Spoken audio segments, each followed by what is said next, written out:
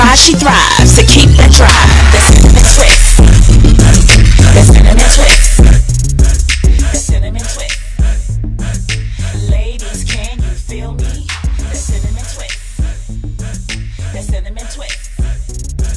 The cinnamon twist. But everybody calls me your girl Tasha because when you hang with me, it is like you are hanging with your girl.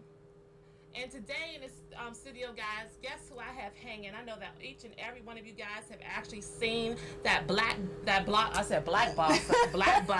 blockbuster hit, Lean on Me, where Morgan Freeman portrayed the infamous bat-toting and bullhorn blowing Joe Clark.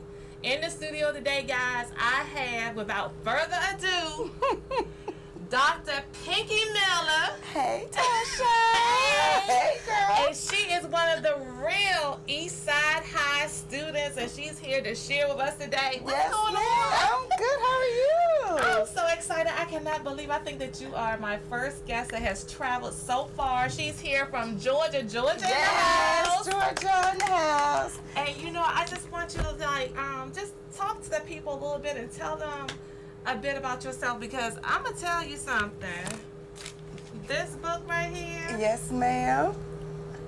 Girl, you had me on. I was reading it while I was going to Vegas. Okay. On a plane. That's Okay. a 5-hour trip. Mm-hmm. These first couple of chapters in here, I was like, hot. Yes. I was hot. Yeah. So, you know, before we start, I just want you to tell the people a little bit about yourself. Okay. Well, hi, everybody. Tasha, thank you for having me. I truly appreciate being here. Thank you so much. That's fair. Thank you. And it was great to meet you at, where were we? Black Expo. Yes, the Black So Expo. thank you so much. I truly appreciate being here.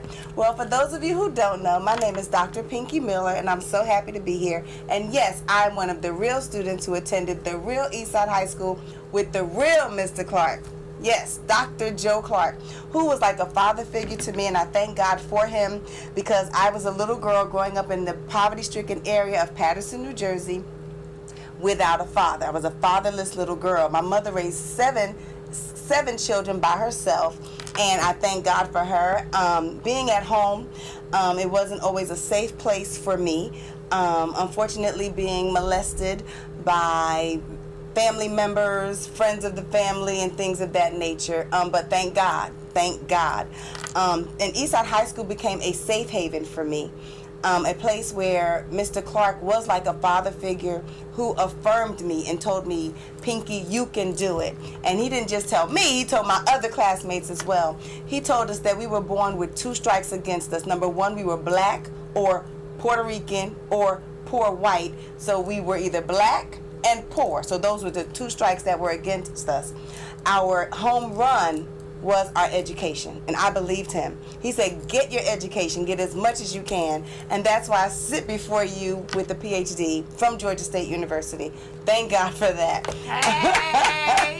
It was hard, but thank God. He kept, and every time, whenever, and currently, I just turned 50 years old, thank God. You're looking good for 50. Thank you, girl. Thank you. That. I just turned 50 years old, and it's amazing that throughout my life, every time I was forced or encountered with a challenge, or things just became entirely too hard, or life just was life, I could always hear Mr. Clark's voice in my ear saying, you can do this. You can do this. It doesn't matter where your background.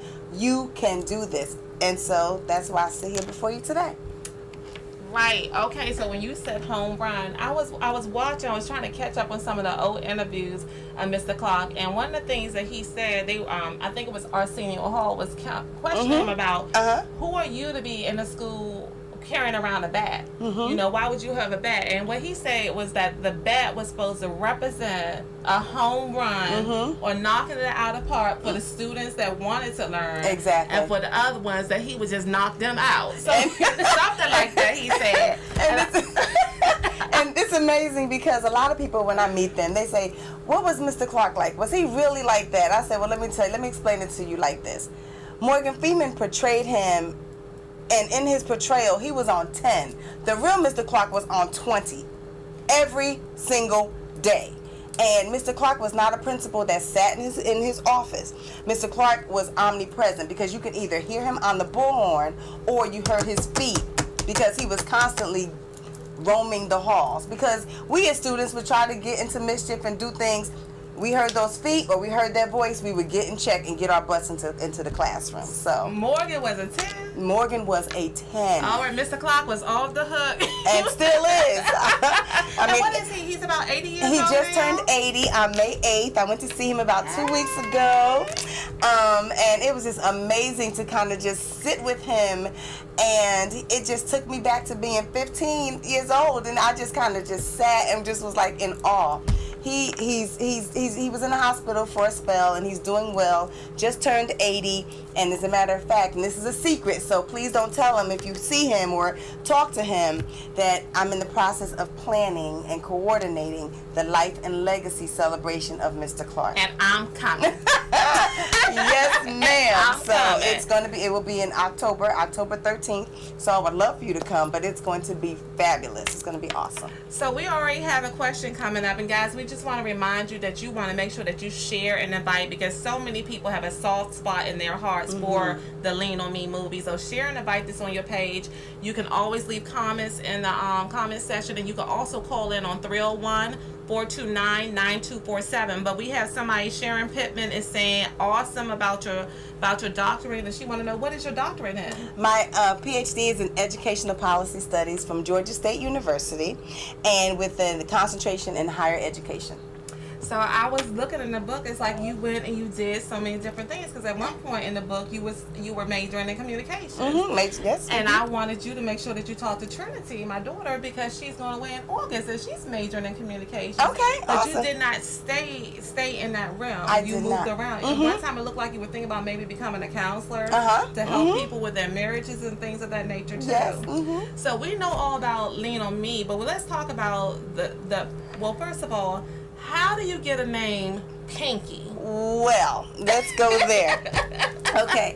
Well, when I was born, I was a very light-skinned little baby, almost looked like a little white baby. And every time I would cry or get angry, I would turn red. My mother didn't want to call me Reddy; she called me Pinky, and it stuck. So it was a nickname, actually. Okay. A nickname, and I actually had my middle name legally changed to Pinky because the only person, my first name is Olanda, and that's Olandha, and the only person that calls me Olanda is my mother when she's angry. So I've been called Pinky since I was a little baby. Okay. And love the color pink. That's interesting, because I was wondering, because I was like, did Joe Clark give you that name? But no, it was actually It was your my mom. mom. I'm glad I asked that question. Yes. So, in your home, we don't want to give away too much in the books, because we definitely want people to go out there. Yes, Marsha, Pinky, she says she loves it. She loves it. Thank you. We don't want to give a whole lot away in the books, guys. I have to encourage you to definitely, both of her books are a must read. You just have to read them. But in your youth, as you already mentioned, you dealt with a lot of issues with molestation. Yes. I mean, from family members. To yes. now, I was tripping about the little girl in the coat closet at the school. Yes, that was very interesting, but yes. And then not only that, at my elementary school, the security officer, who was also a pastor, so you just never know. And for your parents who are out there, please know that the statistics are alarming. They are alarming.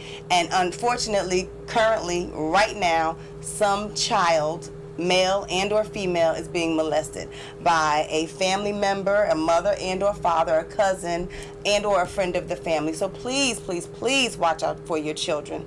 And children don't tell. And they don't tell because the pedophile will make them feel like it's their fault. The pedophile will make them feel as if they did something wrong. And the pedophile will also tell them, I will hurt your mother, hurt your father. So that child is torn between, should I tell, should I not? I didn't tell. And it happened when I was 5, when I was 7, when I was 8, when I was 10, all the way up to where I was 15 years old. And you may even think, well, Pinky, you were 15 years old. Why wouldn't you tell somebody? Because I didn't know what was happening to me was so wrong. And I felt like I was the person who may have brought them on to do something to me, which was totally wrong. And what I have found is that even when people read my books, because I do motivational speaking and I attend book clubs for women and or men who come together and read my books, and what I have found is that I have been led by God to help set the captives free. So what happens is when people are reading my book, it gives them the courage to speak their truth.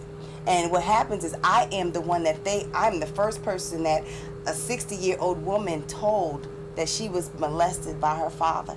Wow. And so she went through life going through all of these things. And what will happen is, and this is where my counseling background comes in, is that the things that happen to you as a child, especially if they were traumatic, they may not come out verbally, but they will come out in your actions. They will come out in the way that you have relationships. So what's going on inside of your body will come out eventually one way or another. So you really need to go get some counseling or talk to somebody, be it at church or even a professional counselor, to help you work through those issues.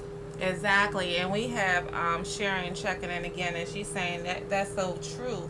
But also some people fail to pay attention to your son. Exactly. It's not just about a girl thing or a boy thing. I do a lot of things with women about domestic violence, and we always talk about the fact that it's not just a woman thing when it comes to domestic violence. Men hurt too. Yes, and it applies to molestation and things of that nature as well.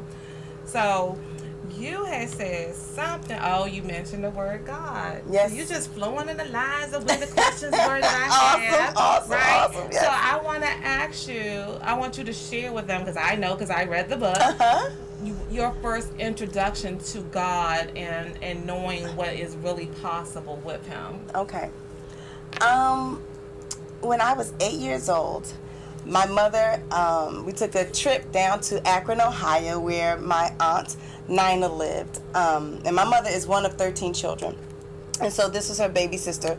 And my aunt Nina took all of her nieces and nephews, and we stayed with her for the summer.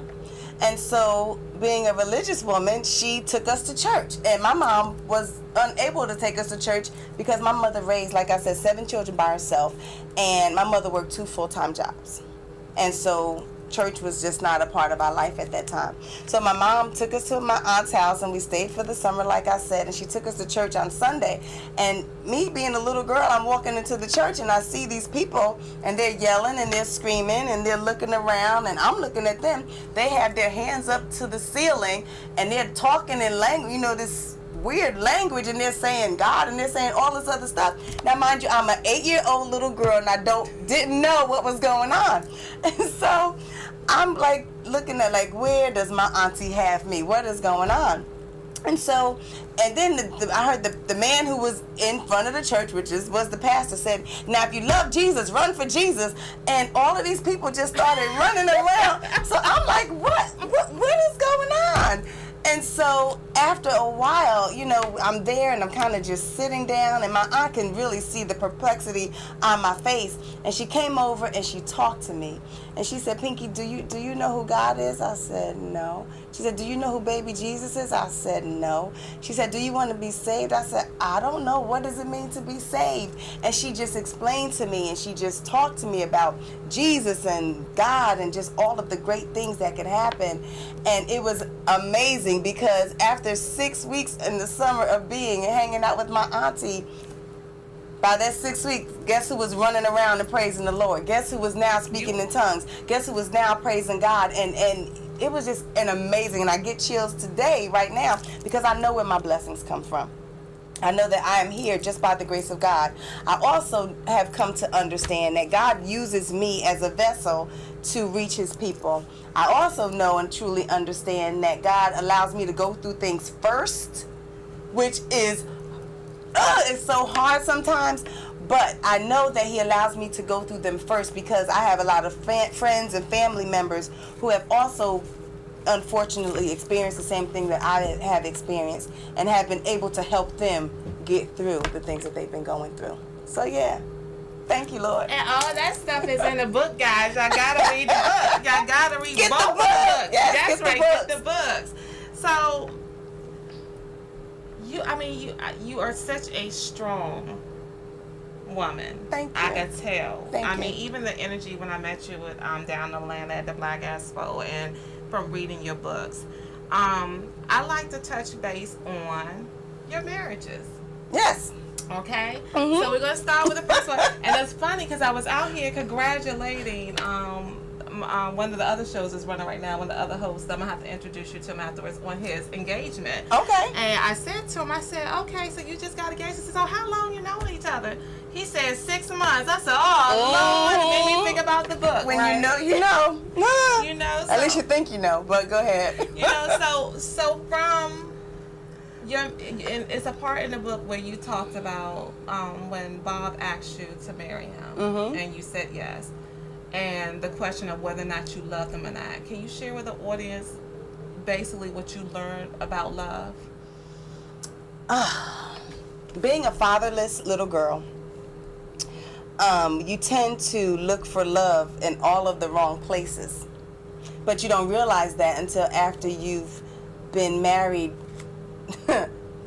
for a while. My perception on love is that you really need to look from within, and allow God to guide your heart. Because if you feel or you've been, molested, such as myself, and or you don't have a father and you haven't really been affirmed to know that you are pretty or to know that you are just enough, because you are just enough. That's how God made you. But you don't know that. And so you'll look for love in all of the wrong places, and you'll think that someone coming up to you and saying that you're pretty or that you're cute, you'll think that that's love, and it really isn't. But if you don't have that self-esteem to know that that is what true love is for yourself, you can't really love someone else without really loving yourself.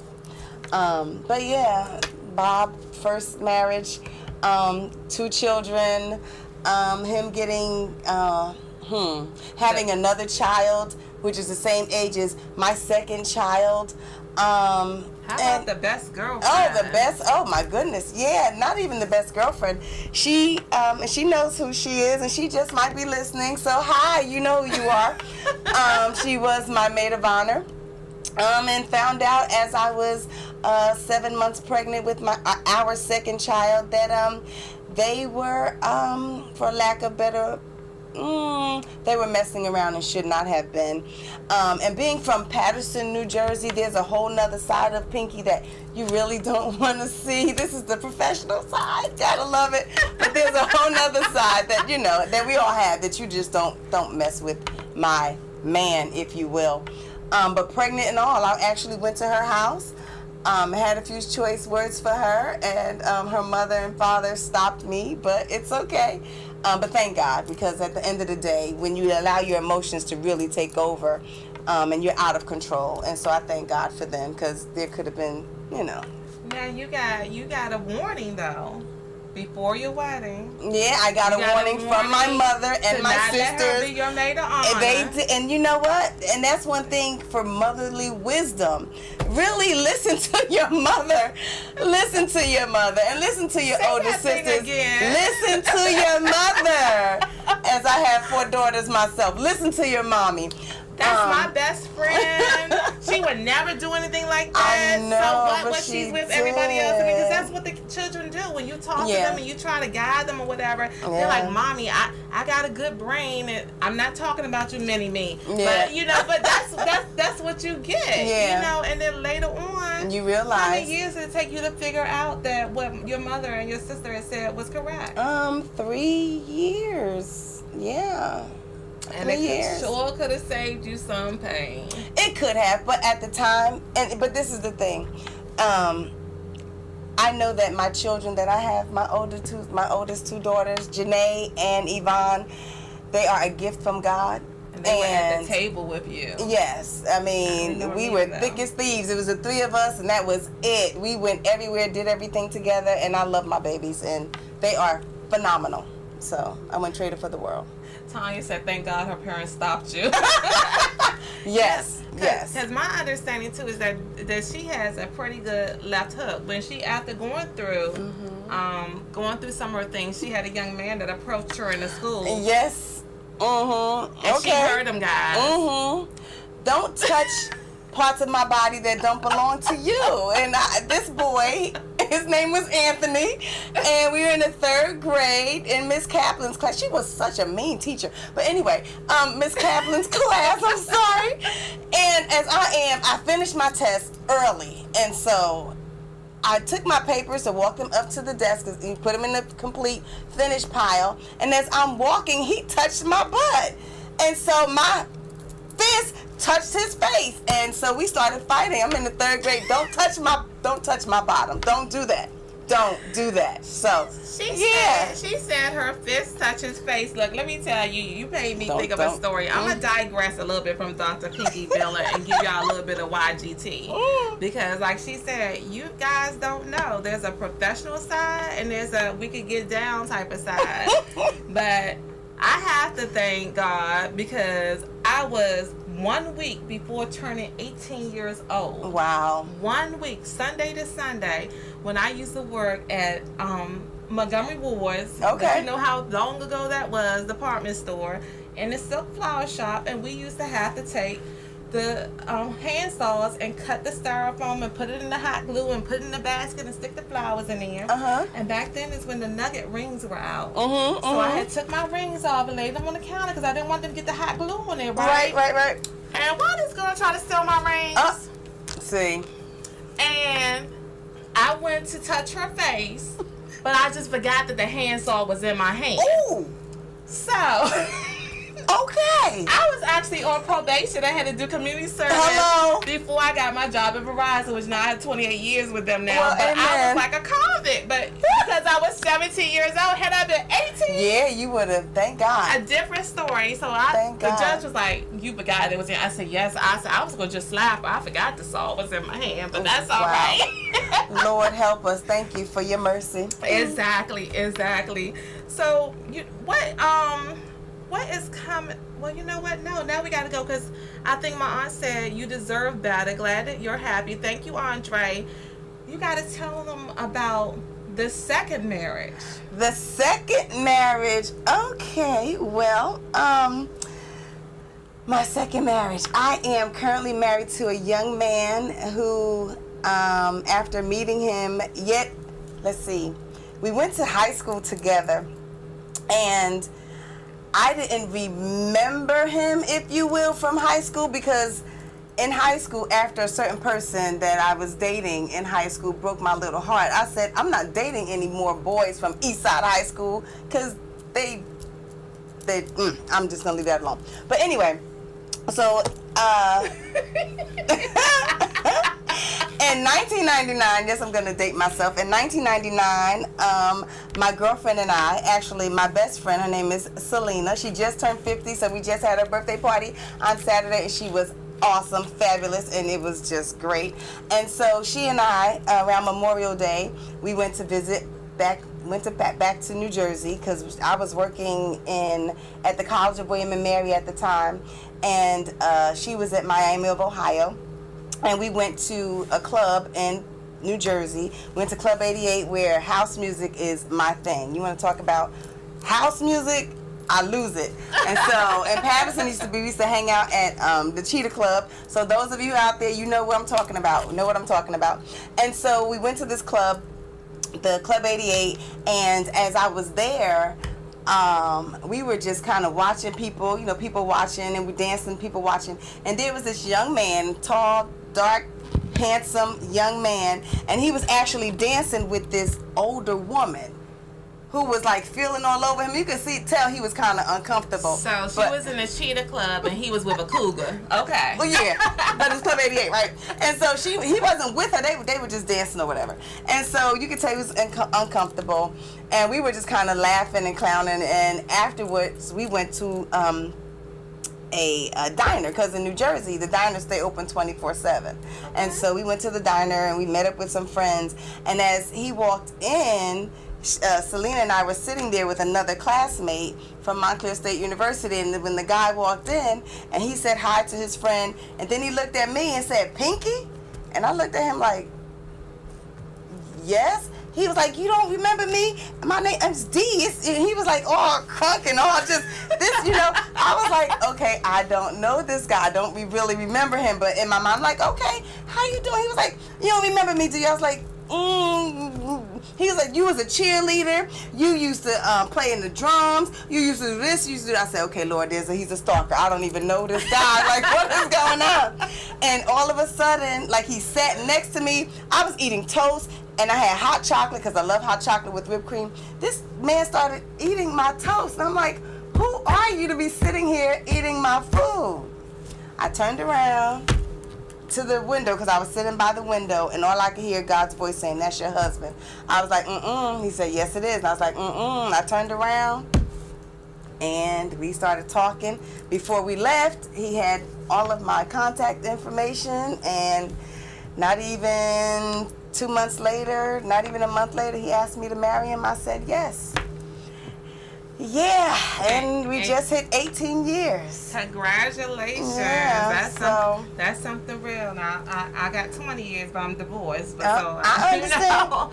I'm glad that you got there, and it's the first one, so maybe the second one is a charm. Yeah. Thanks to you. Well, yeah, amen. So tell me, people definitely want to know. Yes. Lean on Me, the movie. Mm-hmm. Some people have said that some parts were exaggerated. Mm-hmm. So like, give us like the skippy. Oh, when your first day at school. was scary. I mean, I can still feel it because, and let me say this: when Mr. Clark came in as the brand new principal, I was a scared little freshman.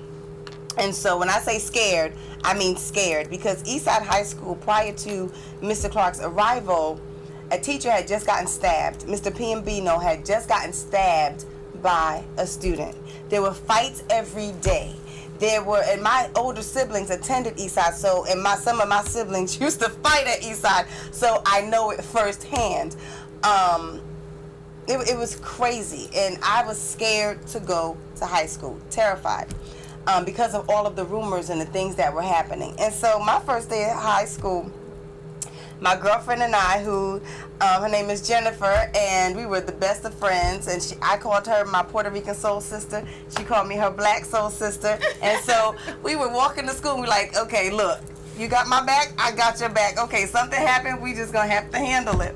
Right. And so we're walking to school, and then when we walk to school, we get into this big, huge building, because Eastside High School held 4,000 students. 4,000 students attended Eastside High School. It was huge. And so we're walking up into the building, and all we hear is this big, loud voice. It wasn't the intercom. It was this big, loud voice saying, I am Mr. Joe Clark. The old Eastside High School is gone. This is the new Eastside High School. Walk to the right.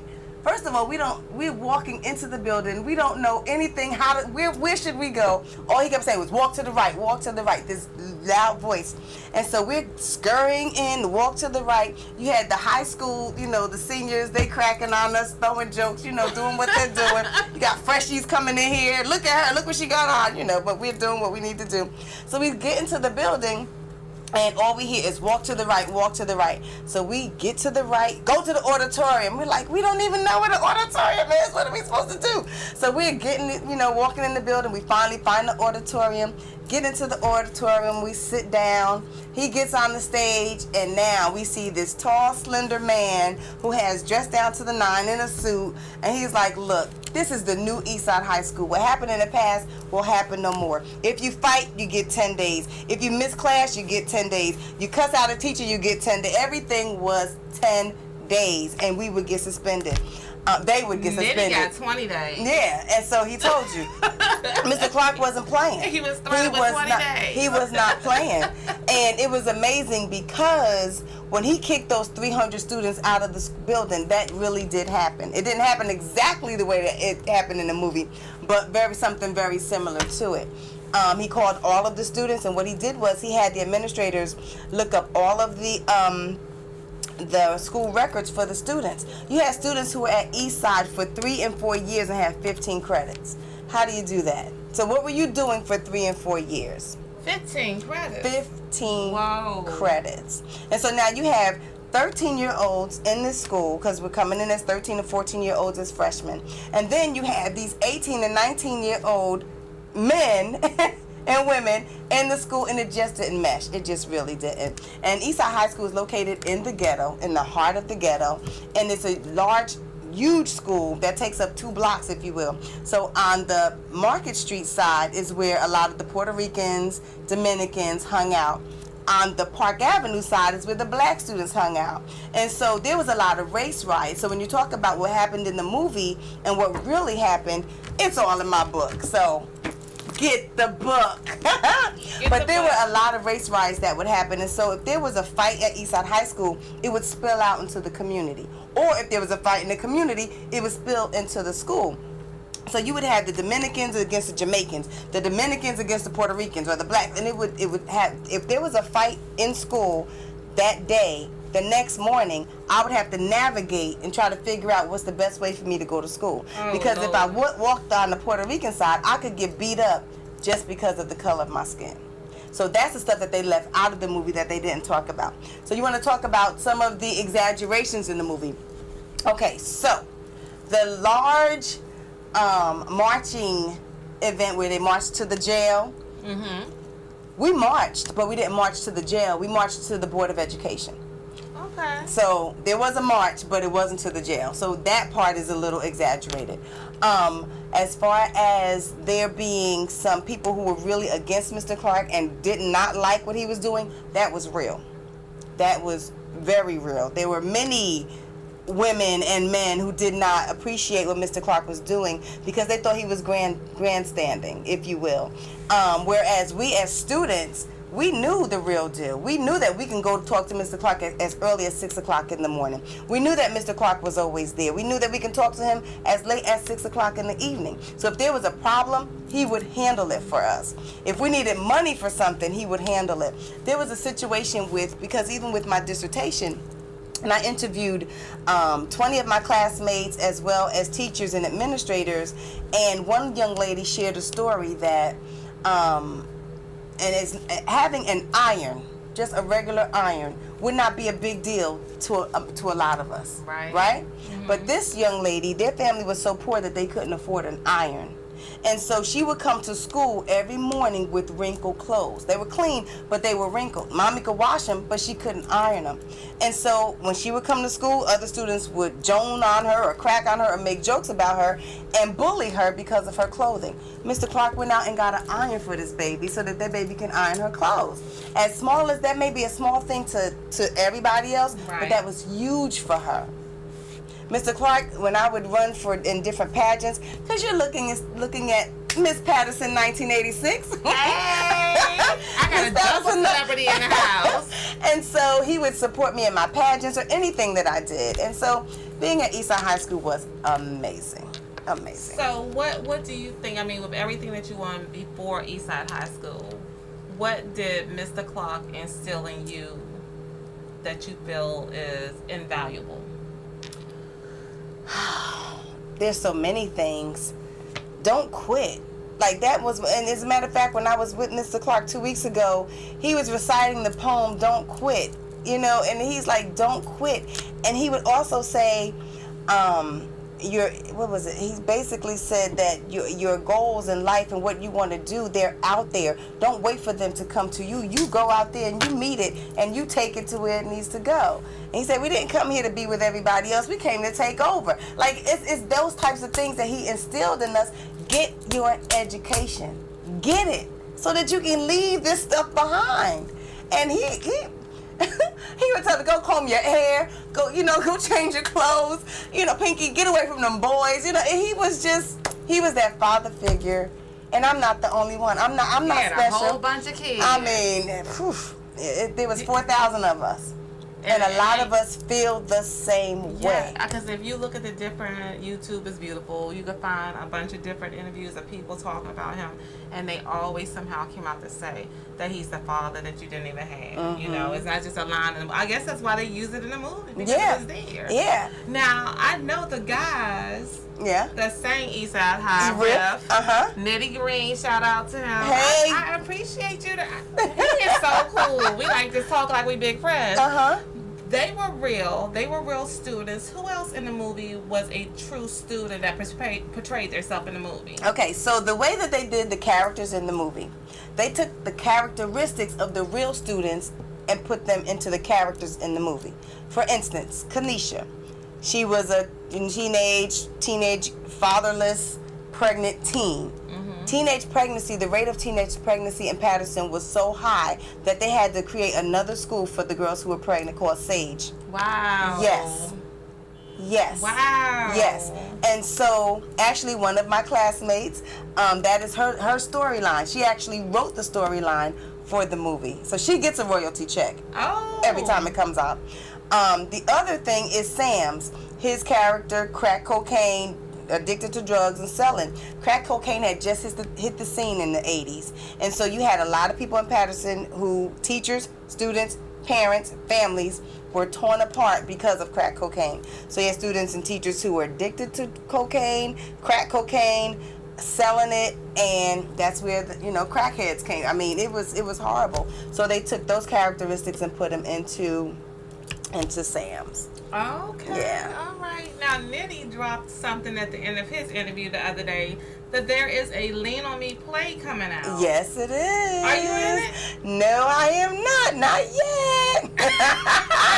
Play me, girl. You said not yet. Not yet. They still got time to put you in Yes, there. not only that, but there's also, I'm writing the screenplay for Lean on Me. Too. Yes, but not Lean on Me 2, Lean on Me TOO, because I believe that Mr. Clark has passed the bullhorn over to his students. And so now it's our turn to allow others to lean on us the way we leaned on Mr. Clark. And you talked about that. So what is it that you actually do today in your career? Okay, so today, well, let me go back. I graduated from Montclair State University with a bachelor's in communication studies. I was supposed to be the next Oprah, and that's still not too late for that. But it'll be the Dr. Pinky Miller show. Hey, sounds good. Sounds good, right? And so a bachelor's degree in communication studies. Then after going through a lot of things in my life and realized that, you know what? Being a counselor would truly not only help myself, but I can help others.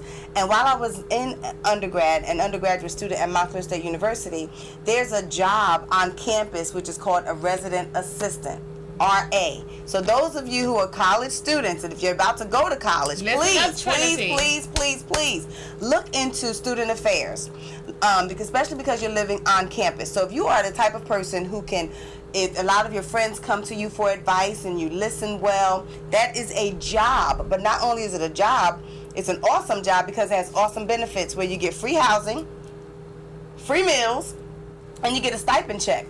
So that will help your parents, help pay for your tuition and stuff at school. But when I was an RA, I was a resident assistant for 3 years. And what I realized that a lot of my classmates and peers were always coming to me, and as an RA, you learn those skills on how to help other people. And when my first day, actually the first evening of me being an RA, we went through our training, I unfortunately had the experience of, unfortunate and fortunate, had the experience of helping a student not be successful at committing suicide. That's my first night. That's in the book too, guys. Yeah, and so to go through that and to then realize, I almost felt like I had an out-of-body experience because here this girl is laying on the floor. She slit her wrist. There's blood all over, and I'm just a little 18-year-old child. I don't know what to do, but thank God for training, because when I say I had an out-of-body experience, it felt like I then, had to call 911, had to call my hall director, and had to make sure and keep her awake to make sure that we needed to keep her awake until the paramedics got there.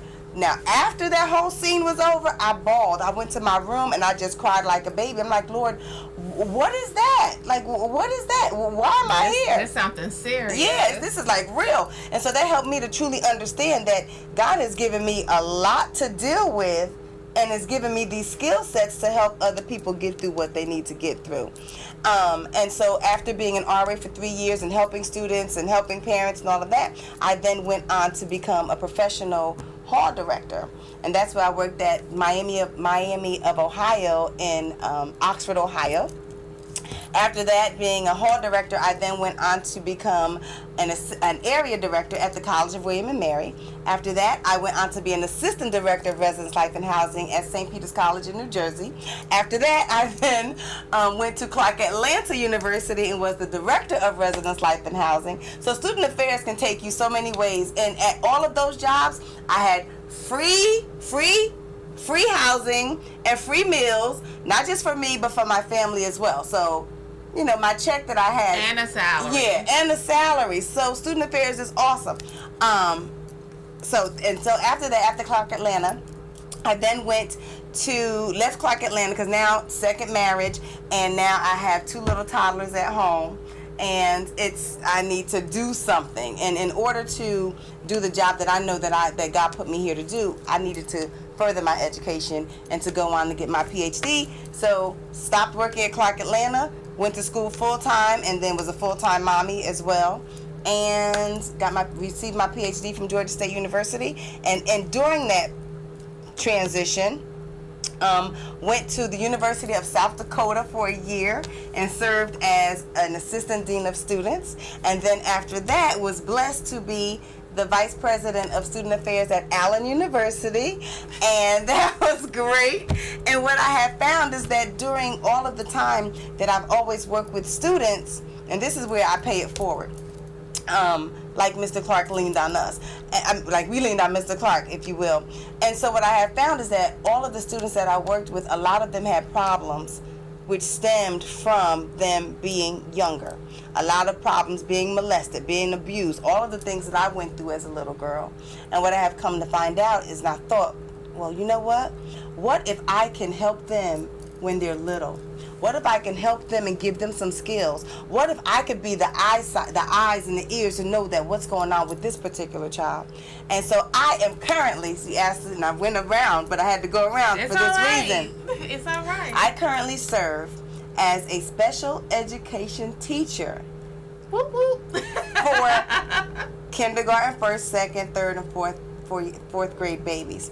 And these babies, it's amazing because I also asked God to allow me to work with the least of these. And here you have babies who have emotional behavior issues, or they are slow learners, or, you know, academically they're low. And so I instill love in these babies.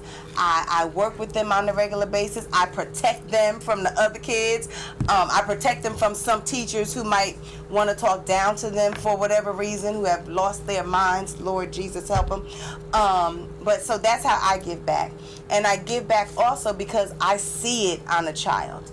God has given me the oomph to be able to see when there's a child who's being molested or abused in some type of way.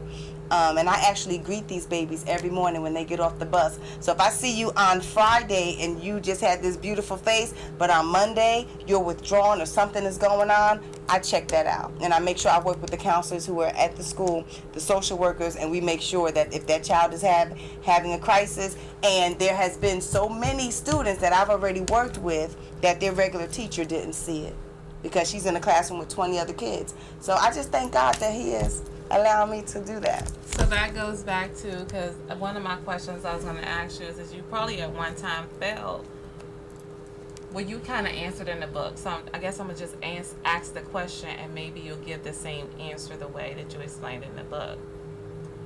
Why, if God is so loving, why do you think God allowed you to go through all the pain and all the grief that you went through? And why does He allow everybody to go through the pain and the grief that we go through? You don't understand it while it's happening. Mm-hmm. But what is it? My life is not my own. And it's not. I am here to serve. I am here to help set the captives free. And what that means is that I said this a little bit earlier, God allows me to go through things first, so that He has given me a heart that even though my heart may be hurting, I can still feel your heart, and hopefully that I can help your heart lessen the pain that it's going through, because you can look at me and utilize my life as an example to say, you know what, if Pinky can go through all of this stuff, this ugly stuff, and she's still smiling, then you know what, I can get through it too. And maybe Pinky has some tools and some gifts that she can help me get through this as well. And so, yeah, God, he just uses me, but that was my prayer. Use me as your vessel. And I remember that at 8 years old, praising God when people running around the church. And like I said, it just comes full circle. My life is not my own.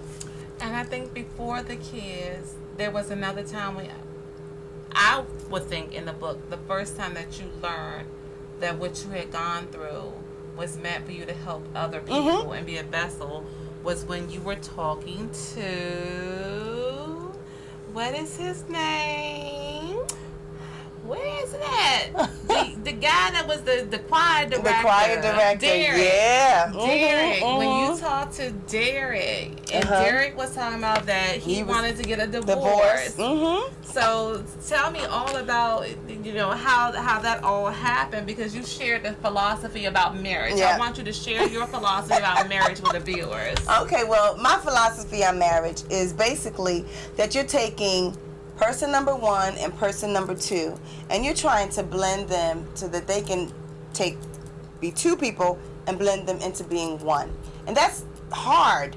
It's difficult work, but it can be done. You just have to want to do it. And it's easier said than done, but if you have the desire to love somebody else, learn their love languages, put yourself second to your spouse, and if both of you are doing that, then your needs can be met. And being unselfish. Marriage is hard work, but it takes two to do it. You can't have just one person doing all the work, and then the other person is just, not working. But marriage can be fun. It can be great, but it's all what you put into it. It really is.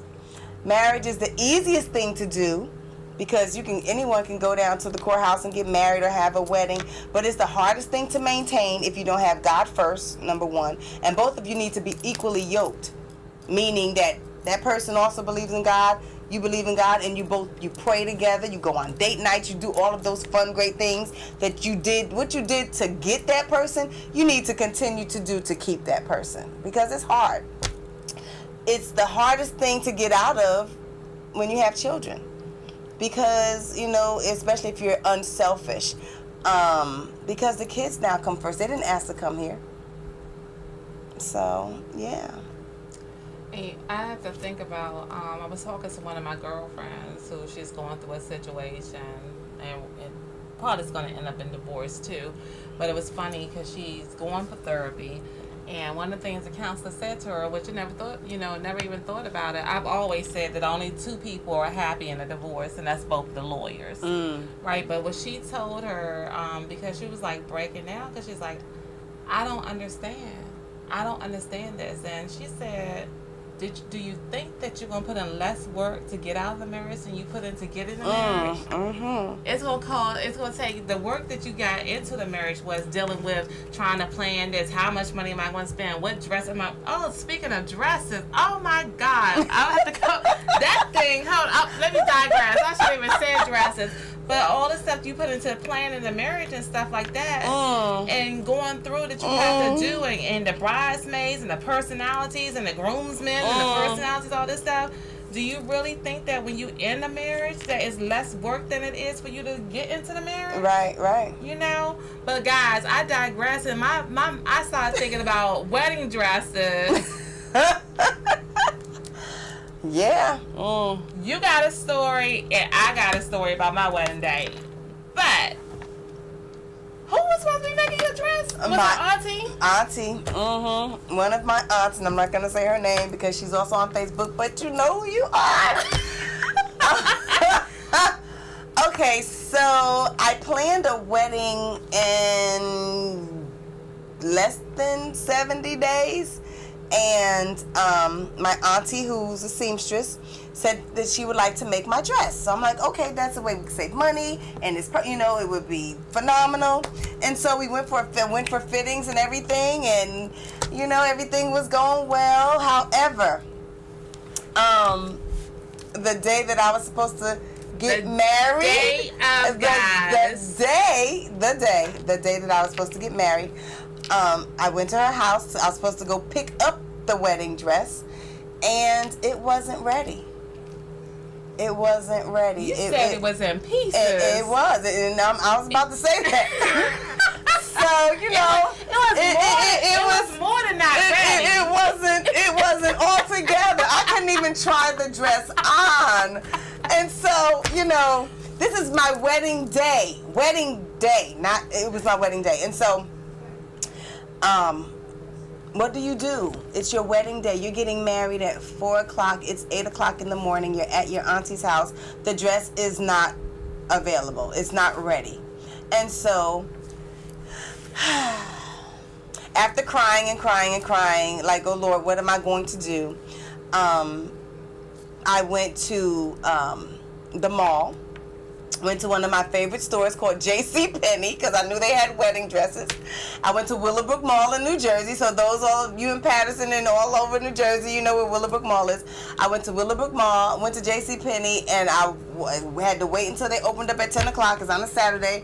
And so I ran into the store, and I'm crying, ran to the area where they had the wedding dresses. There was 2 women there, and I just started bawling. They're like, oh my God, what's the matter?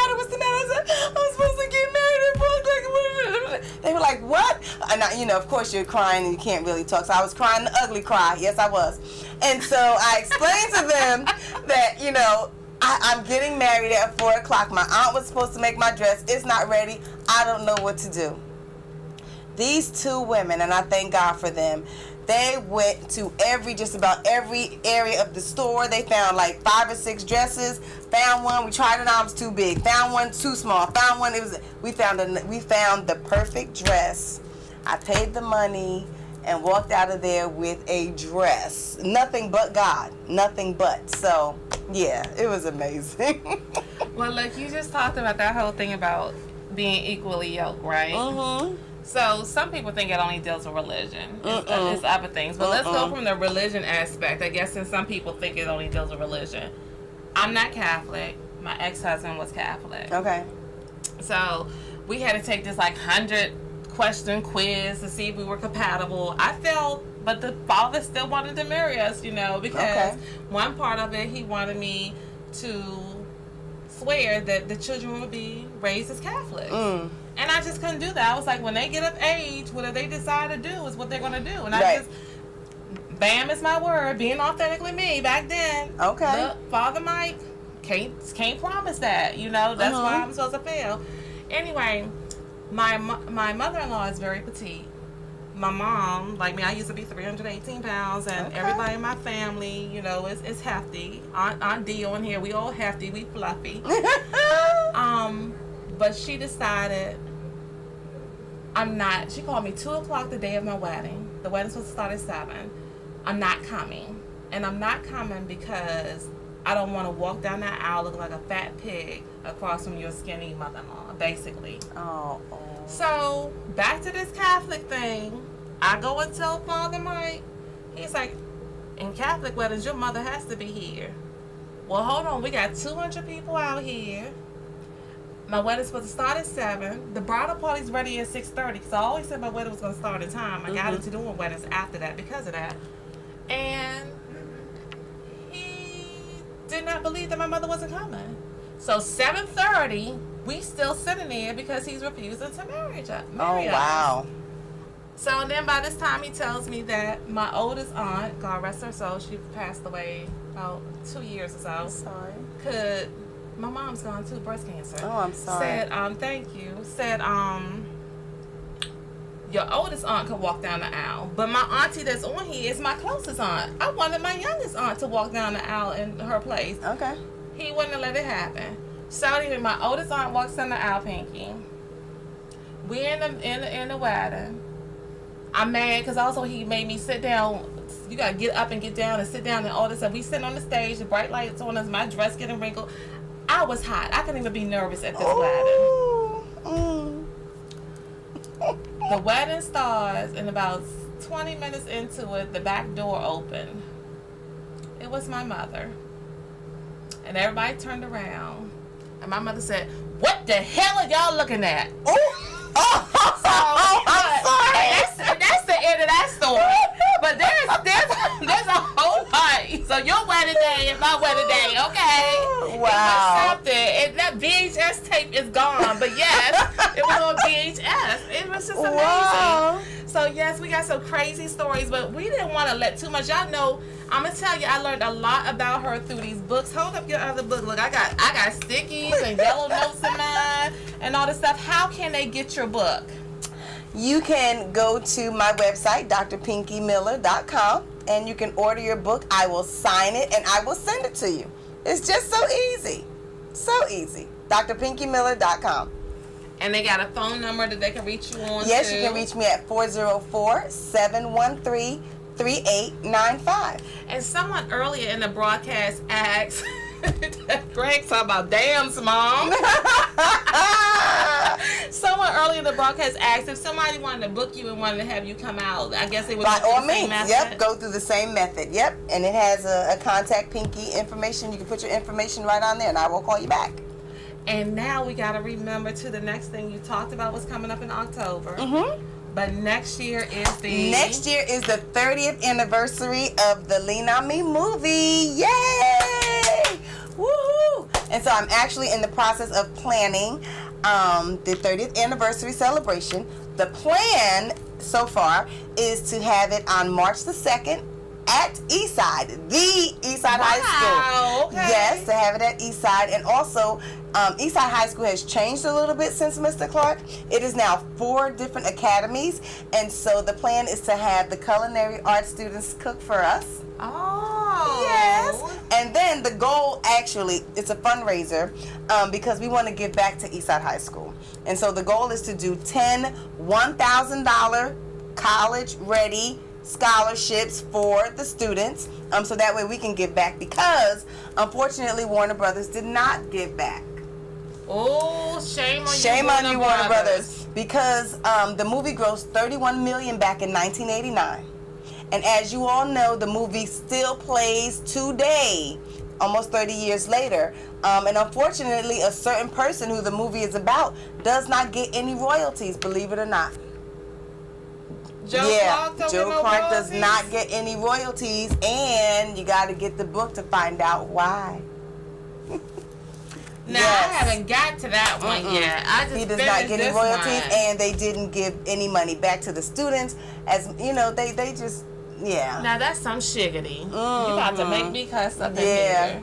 Oh, my goodness. So it's our job to do it. And so, but Warner Brothers, by all means, if you want to partner with me, which I'm hoping you will do, because we would really like to give these at least 10 $1,000 scholarships back to Eastside High School. Is there a way to get somebody to contact? See, look, she got me going in union mode now. Yes, here we go. Oh my God. Okay, we're going to have to talk about that a little bit afterwards, because the time is like running out. No way. Yes, it's running out. And I said that was a reason why we did not need to take a commercial. Yay. But I'm so excited. I knew that when I met you and I was talking to your daughters and stuff, I just knew that it was going to be something. I appreciate the fact that you would come all the way from Georgia to be here. Of course. And hang with your girl Tasha, and I'm looking forward to more. I appreciate everything that you did. You. And I just don't know. Say goodbye to the audience. Bye. Thank you for watching. See y'all next week. Oh, it's a saxophone player in the house. Y'all can get some live music next All week. right Tune now. in to hang with your girl Tasha Monday at 5:30. Bye, Bye-bye. guys.